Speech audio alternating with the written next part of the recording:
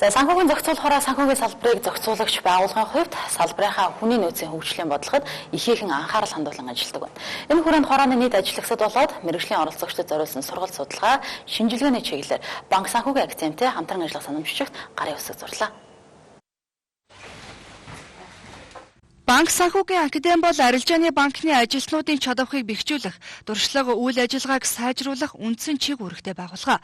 Өнөөдөр санхүүгийн зохицуулах хороотой зурсан санамж бичиг нь сүүлийн үед арилжааны банкуд санхүүгийн зохицуулах хорооноос эрх авдаг санхүүгийн бус үйл ажиллагаанууд руу орж байгаатай холбоотой түүхэн үйл явдал боллоо гэж академийн зүгээс үзэж байна. Өмнө нь арилжааны банкуудын хувьд хийгддэггүй байсан кастадион, актуар, за тэр даатгалын зөрчлөл гэдэг юм уу, үн цасны эрх олгогч гэдэг юм уу, иймэрхүү шинэ үйл ажиллагаануудтай холбоотой мэргэжлийн сургалтуудыг банкны академиар дамжуулж явуулах ийм санамж бичигт өнөөдөр гарын үсэг зурлаа. Үнэт цаасны зах зээлд мэргэжлийн шалгаруулалт явуулах, мэргэжилтэнд эрх олгох, дүгтгэлзүүлэх, хүчингүй болгох тухай журмын дагуу үнэт цаасны зах зээлд оролцогч, мэргэжлийн оролцогчдод зориулсан үнэт цаасны зуучлалын, хөрөнгө оруулалтын, үнэт цаасны арилжааны гэсэн 3 төрлийн эрх олгох сургалт явагддаг байна.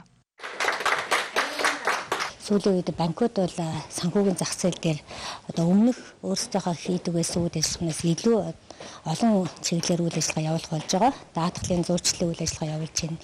Кастадиан банкны үйл ажиллагаа эрхлэх болж байна. Мөн хөрөнгө оруулалтын, брокер, дилерийн, андеррайтерийн үйл ажиллагаанууд явуулж байна. Тэгэхээр энэ санхүүгийн зах зээл дээр бүхэлд нь бид нар харж боловсон хүчнээ бэлтгэж хүмүүсээ чадахжуулах ийм сургалтыг байнга хийж явах шаардлага тулгарч байгаа.